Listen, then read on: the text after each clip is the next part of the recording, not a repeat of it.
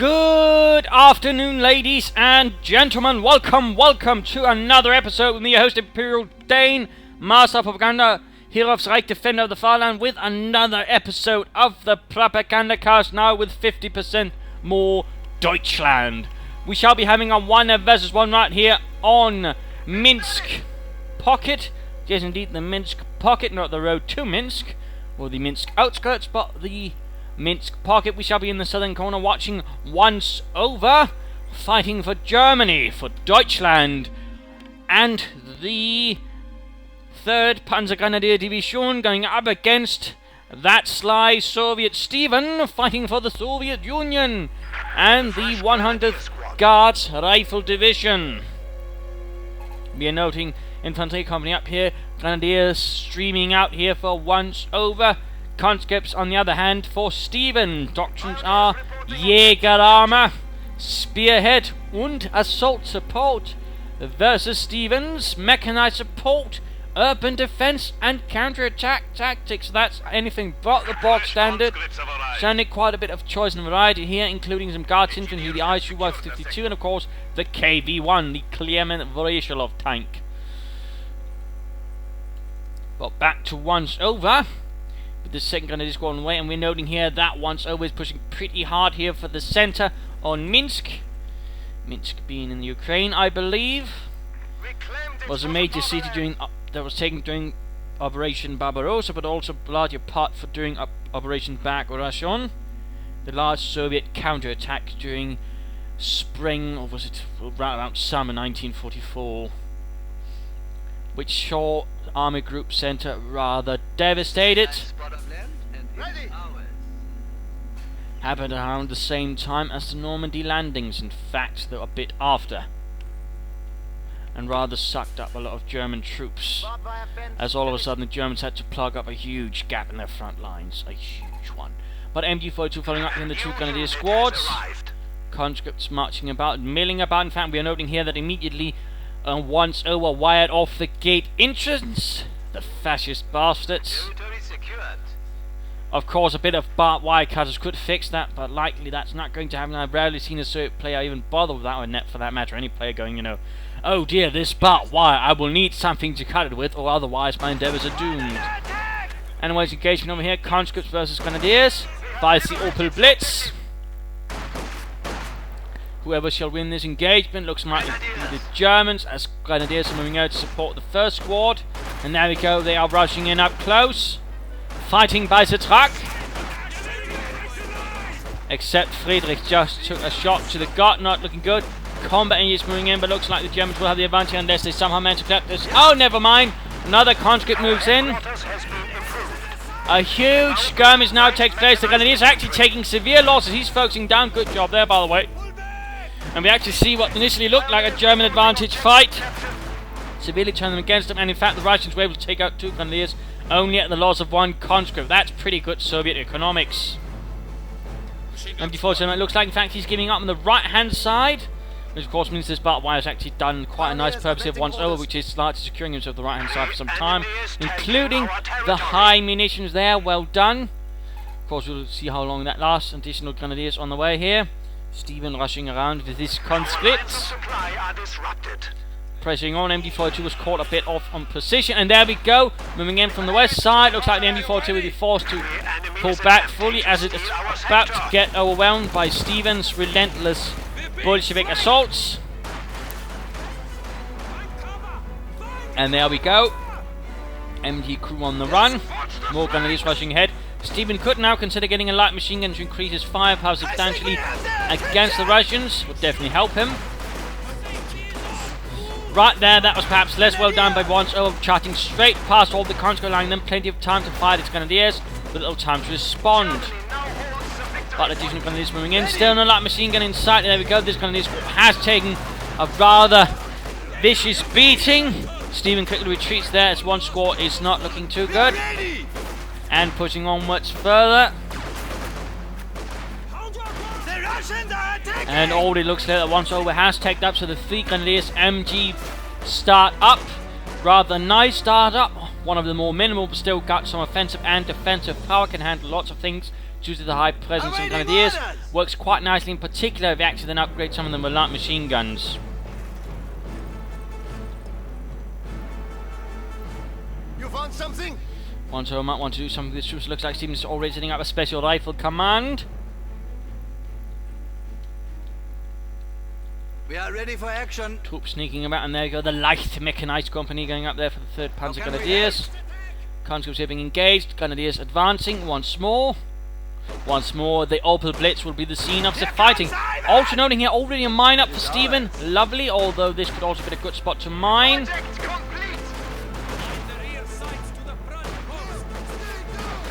Oh, trying to flank instead, hits the mine and loses the entire squad.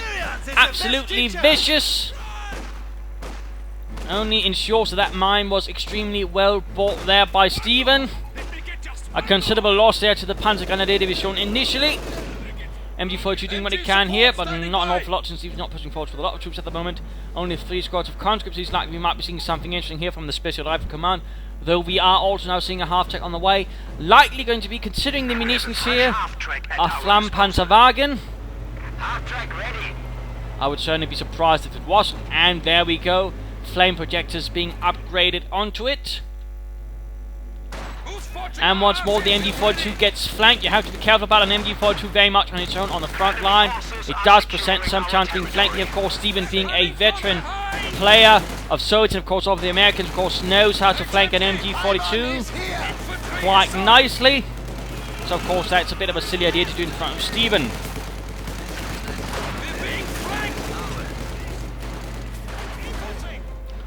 And there we go, penal troops on the way, but Stephenn currently will be rather exposed. And once he sees the half-track, he should know what's going to be coming next, since he's seen no light machine guns at all. And there we go, Flammpanzerwagen up, Panzer Grenadier following up. On top of that, so once over, getting ready to punish Stephenn's Soviet troops. And there we go, also setting up a sandbag fighting position. Wondrous. Less wondrous is though when his troops begin catching on fire. There goes some pretty aggressive play with his conscripts, but we are Grenadiers, but we are seeing the penal troops setting up to cut off the retreat path of the SVT-40s. And there we go, we might see another infantry squad lost here. Once over, pushed a bit too far ahead and overexposed himself. And there we go, scout car out, the M3A1, and some guards, rifle infantry can serve as a quick anti-vehicle platform with the anti-tank rifles in it, of course. And there we go, used largely by reconnaissance units and exploitation units to quickly advance, take up secure positions. Usually used for the certain particular form of Soviet reconnaissance units, which job which was to basically move ahead and secure vital junctions to ensure the Germans couldn't block them. And there we go. Needs to be careful though, he doesn't get too close to the Panzerfaust. Grenadiers. And there we go, already the Flammpanzerwagen is heavily damaged. Phoenix is running additional fire support. Now the Grenadiers are going to be exposed to quite a bit of fire. We're seeing a scout car following up. Likely, of course, once L will be utilising it to try and knock out that scout car a lot faster. What do you need? And Panzer strikes on the Panzer Grenadiers. Die Raketen Panzerbüchse, or Offenrohr as is also known, that is the stovepipe.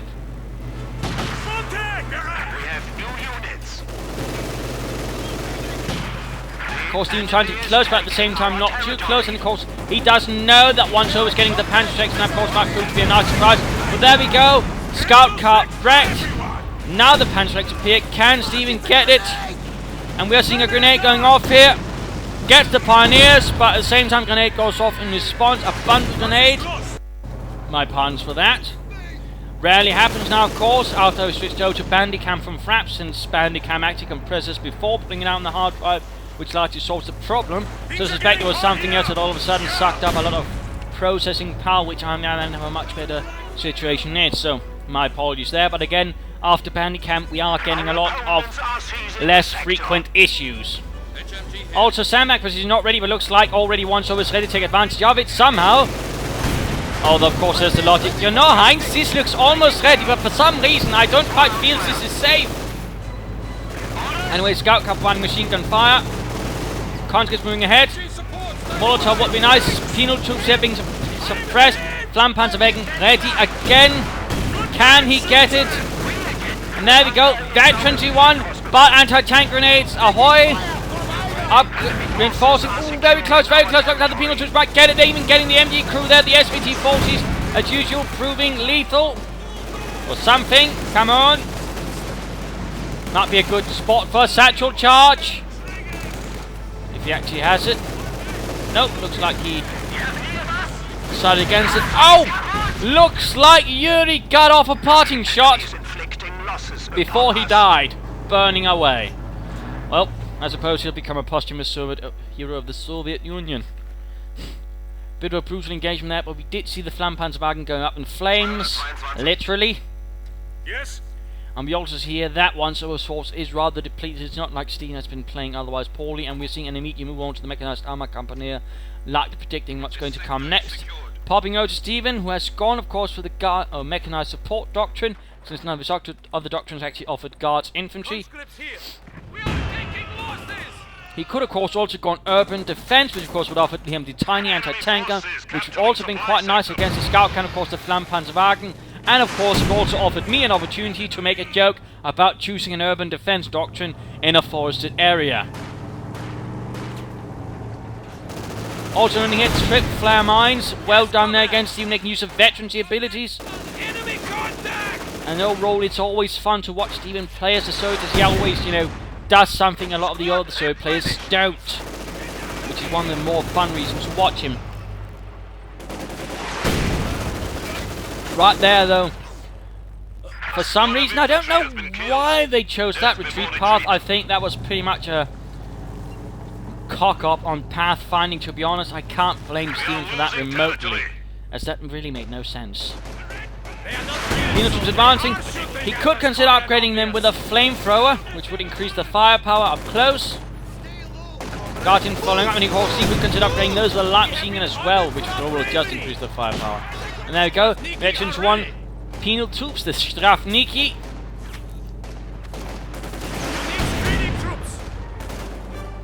You need something built. And there we go, actually going for the Katyusha first. Quite interesting, not what we expected from Stephenn. It looks like he's more concerned with blasting away at one of his positions, risking the potential, of course, of getting hit with some serious armor right away. And in fact, we do see the support armor corps is up for once over, and the 3rd Panzer Grenadiers. The sector is at risk. Under attack. And some conscripts here holding against the Grenadier squad. Mine engagement up here. Quick rifle grenade here. Noting, by the way, he chose the closest windows there where more troops were together, thus actually being sure to get some more kills. Bit too slow to get up there, but we are seeing the penal troops moving up to swiftly assist. Panzerabwehrkanone up.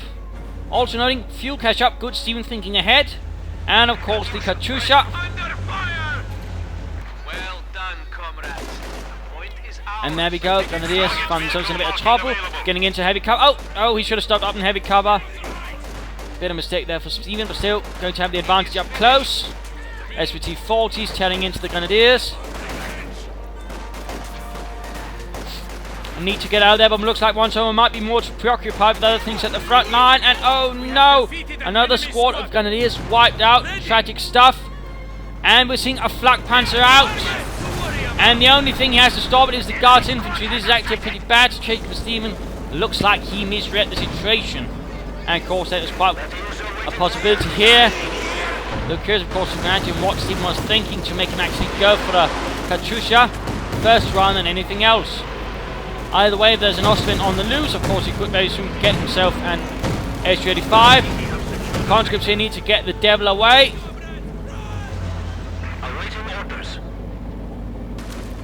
Also noting this is one of the new Case Blue skins available.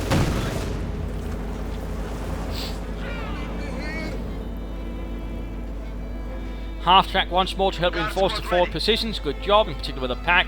He might also want to conserve in the Pioneers repair it. Anti-tank rifle ready. And looks like one so is going to make a straight run there for Stephenn space. And then thinks better about it. Quickly turning off on another path. So far the map is reasonably even split.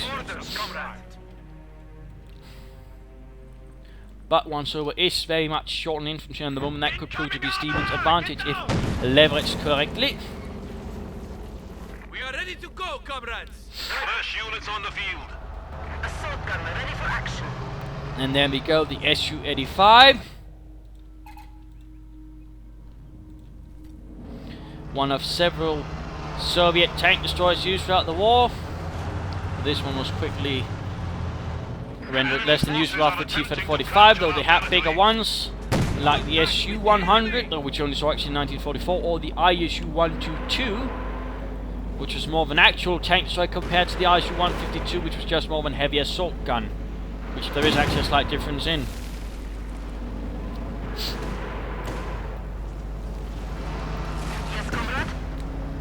Osman here might get spotted, and there we go. And there we go, buttoning up as well. If he only had enough munitions, but there we go, popping smoke up.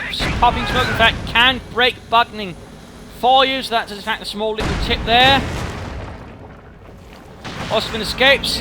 Panzer Grenadiers moving ahead, coming under fire there from Guards Infantry and the Su-85. It looks like he's pushing ahead the Osman pretty quickly, taking an immediate shot there. At the same time, Conscripts moving up in the flank, getting stopped there by the MG-42. Su-85 in serious trouble. Grenades going. Oh my goodness! That was an insanely lucky bundle grenade. I don't think I've ever seen a bundle grenade just wipe out a squad like that, or at least it's incredibly rare.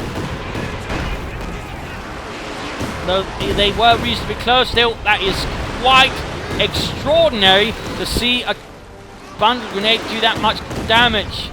But I mean, it can happen though. You're more used to seeing a Soviet grenade wiping out a squad.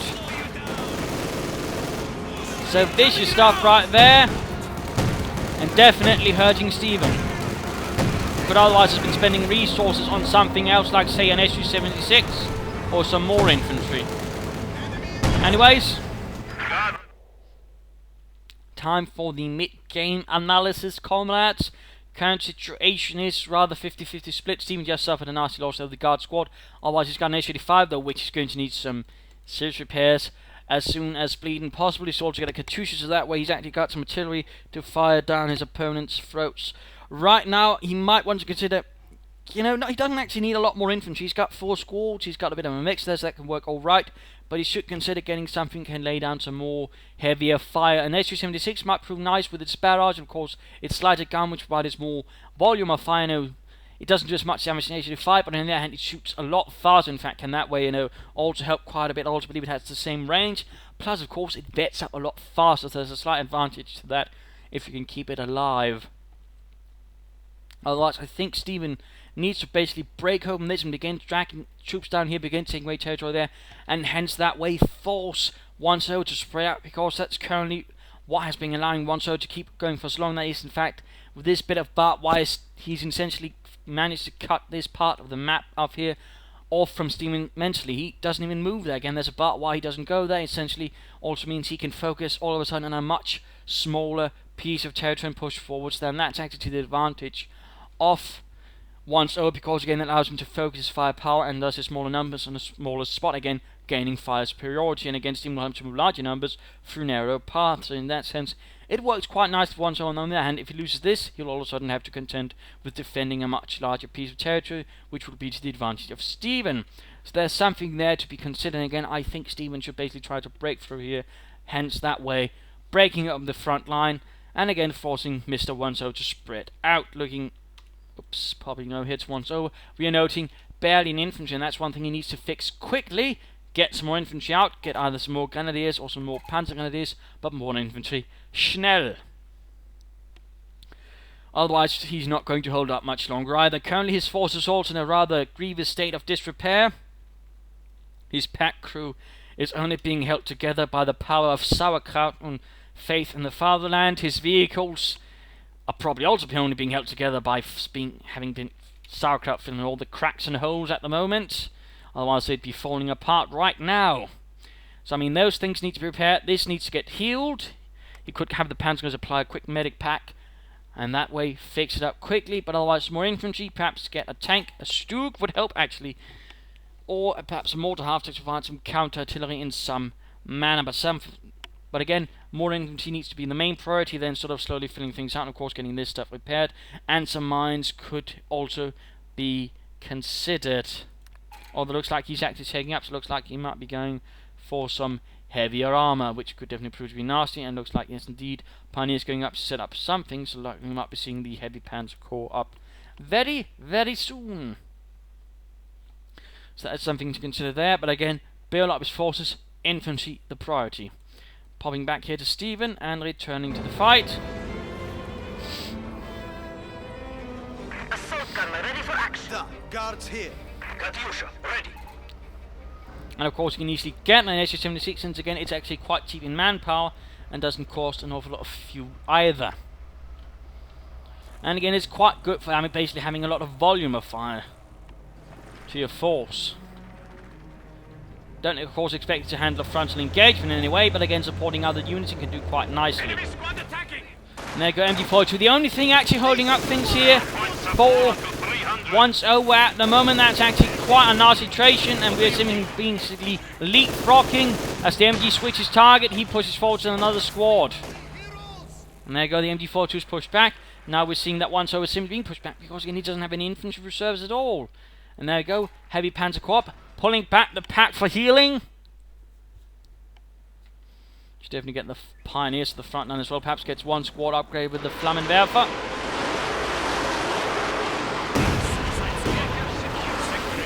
And Katyusha fire. Oh! Killing several Pioneers there.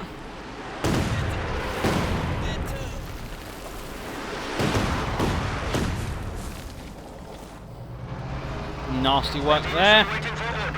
SU-85 not fully repaired, but we do see the combat unit upgraded with a flamethrower. And there we go, an SU-76 on the way. You could even consider a second one.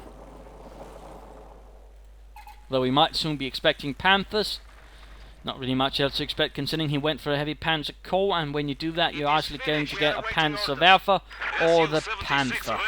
Very rarely do you actually see a Sturmpanzer utilised, which is a bit of a shame. Penal troops make it advance into the MG42. Satchel charge being locked. Nope, looks like they decided against it. Combat engineers are standing by. Engineer standing by. Yes, comrade. Anti-tank rifle ready. Da, tovarish.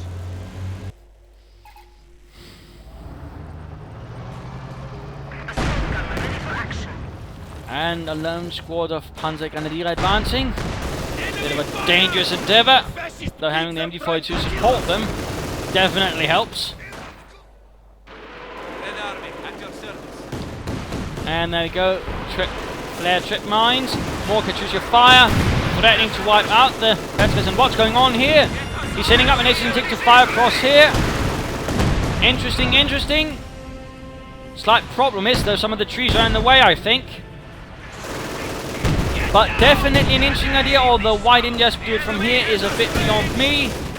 And Stephenn moving up on a flanking mission. Might even go after the Katyusha, the Fiend. Advance under this fire! Yes, comrade. There we go. Stephenn unleashing death. Cover engineers! Awaiting orders. Da, comrade.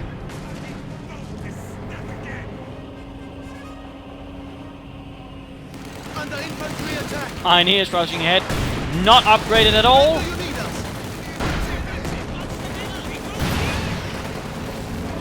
Flare mine going off there, doing nothing to the Flak Panzer. Neutralizing a sector. And there we go. Rockets galore. Might he get something? Time to pop. Oh, pack went down. Popping out once more. Fragmentation bombing run available. SU-85 getting veterans to 1. He could use a quick tracking to basically get an easy chance of Tark hunting down the Flak Panzer 4. Oh, instead he went for focus. I think he should have gone for tracking instead. Allows him to move faster at the same time. So, bit disappointing now. Oh, the Panzer is moving ahead. SU-6 needs to get away. And main gun actually wrecked. Only Stephenn actually nicely done there. Taking Panzer fire! aggressive. And there we go, fragmentation bombing run. Focus out, of course, makes it harder to dodge. And there we go, stunning the crew a bit, shaking things up. MG element ready. Comrades, I do not like fragmentation bombs. Then complain to the Luftwaffe, Yuri, not to us. I'm sure they'll reasonably agree to your complaints, because that is what the enemy always does, you idiot. Panzer Grenadiers. Taking enemy fire. HMG. Ready for orders. Ready for panzers. Still need to get him some more infantry. But good usage of the half-track in keeping his troops on the front line as much as possible. And there we go, Panzerkampfwagen 5 arriving to support the 3rd Panzer Grenadiers. Yes.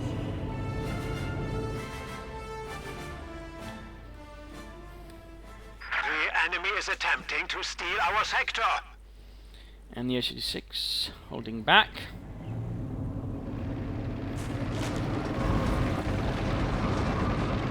And finally sending something over, having, instead of dealing with the barbed wire, just broken a hole in the wall. I suppose you can do that as well. Ready for orders. No MG upgrade on the Panther though, I'm a bit surprised at that. But looks like he's going to make a bit of an aggressive rush into the rear lines of Stephenn. Likely the Katyusha will be a target. Not a bad idea though. Although of course he might risk hitting any mines. Has Stephenn been even a bit more concerned about that? But that, doesn't look like he has yet. And that actually leaves it opening up here for the Panther. That is bad news actually for Stephenn.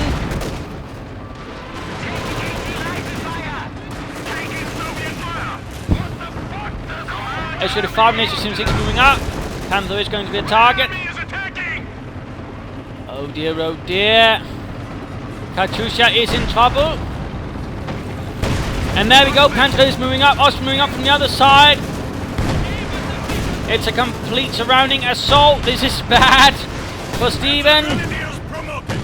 Although already the S-76 is already taking the S-35 down, or the Ostman down to half health. Drop the focus side, Stephenn. Your S-35 is not very maneuverable. Grenade going off. Anti-tank grenade. Katyusha trying to escape, but no such luck. Instead, a nice hit from the Panther kills the crew. There we go, completely wrecked. Ready for orders. Half-track. Pioneers! MG element ready. You need something? Ostwind rolling away rather haphazardly. And the Panther then proceeds to return to the battlefield, ready to take on the next target.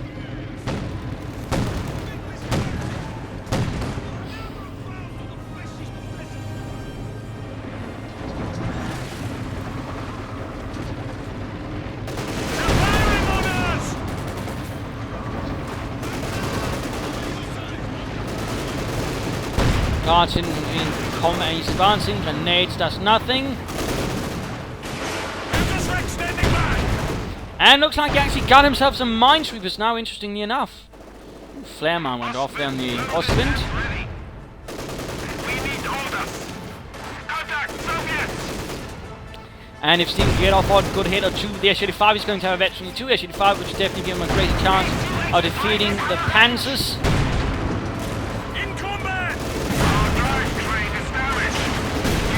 More Panzer 6. Another fragmentation bombing run. And terrible losses inflicted upon Stephenn's infantry. Guards infantry squad still alive, and veterancy too. Huzzah.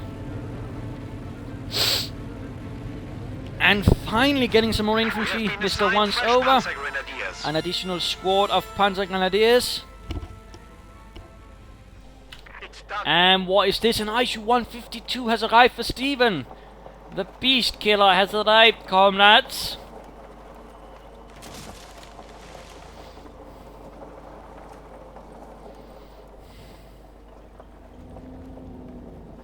Very much designed for blowing up fortified positions and the likes, but of course the Russians discovered the 152 gun also works surprisingly well against tanks.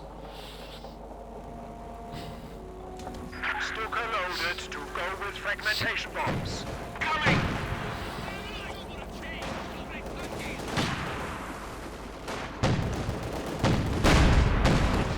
And there we go. Veteran 2 for the SU-85. ISU-152 gets off a nice hit. Oh! Had that SU-85 hit there, that could have been game over for the Ostwind. Instead, we actually see Veteran 2 on the Ostwind Flak Panzer. Panther on the move. Need to be careful for this force. If the Panzer gets around likely flanks, which if one server knows what he do, he will try to flank the force instead of engaging the assault guns. And there we go.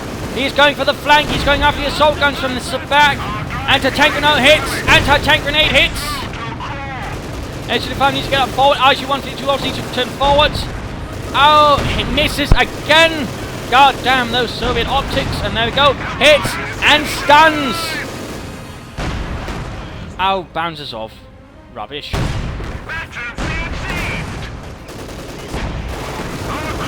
Another stunning hit.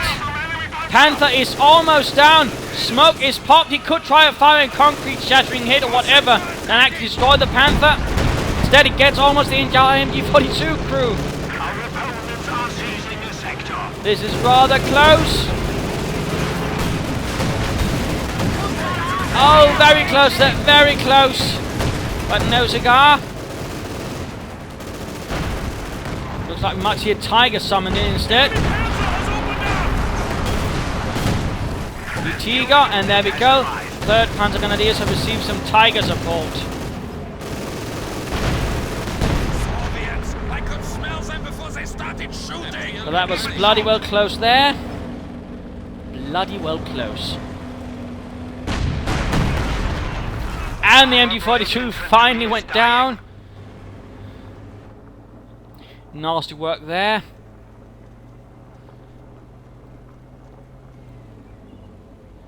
And once more sending out one heavy tank very much in the far out. Stephenn has not done much to defend it with mines. I mean, had he done that, he would have caught a lot of German tanks on their own and destroyed them much more safely. German territory increases.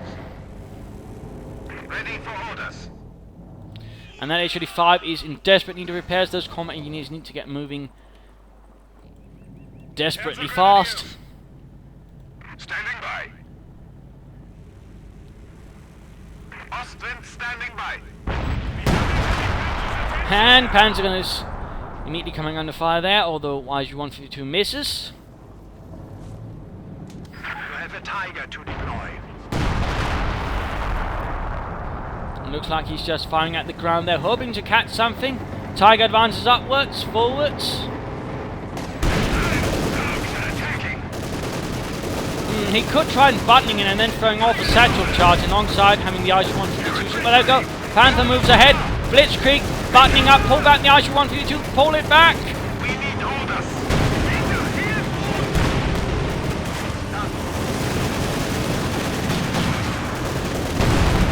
This is bad. We have forced the enemy down to 200 points. Very bad. And there we go. Panther stunned. But the ISU-152 is in dire straits. Veteran 22 for the Panther. Oh no. And there we go. ISU-152 out of control. Over to Stephenn. With the Panther flanking behind. Now with its own armoured skirts. More counter infantry arriving. Can he get the Panther there? Whoops. And looks like he got... Nope. He actually didn't. He did not. What a shame for the Soviets, less so for the Germans. We must protect our HQ. Enemy armor! Man down! The enemy is taking what we have Rushing ahead. Tiger and Ostwind doing what they can. Guard the rifle in. Careful here, Stephenn, you might be going into a trap. Assault gunner ready for action. Again, tracking would help. Sadly, Stephenn does not seem to be a fan of tracking. The enemy is encroaching on our territory. It looks like another pack has arrived, and there we go. H-85 has been lured into a trap, popping smoke. Half tank acting as a spotter. SU-85 combat. And of course, the H-85 trying to escape, but the escape path has been cut off. A Tiger is there.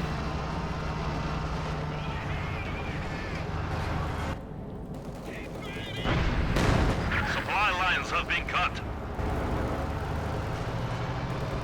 Oh dear, this is bad. And there we go, game over. Stephenn realising the fight is lost, quickly retreats with what he can. Overall, interesting fight. We saw some interesting play from Stephenn, but I think he kind of misjudged when the enemy armor might arrive, going for the Katyusha instead. Probably should have waited for it. And that one HE-76 barrage there was a bit unfortunate as well. I mean, overall, nice aggressive play, but a bit, you know, he had a slight tendency of neglecting the left side, even mining it, which rather helped his opponent to constantly rush arm up here, hit him in the flank, and he also should have been more early on to aggressively try and push down the right flank. I think if he'd done that, he might have stood a much better chance here against Once Over, who himself was very low in infantry, and had that exploded a bit more, I think he would have fallen apart. And I also think he should have had some more HE-76s basically to support the rest of the force up. I mean, sometimes he let things get a bit too close there. But anyways, hope you enjoyed this match. Hope you learned a thing or two or three from it. If you did, why not subscribe, tell your friends. If you didn't, well, why not send in a replay video? And I could really do with a lot right now. But this is Imperial Dane saying cheers.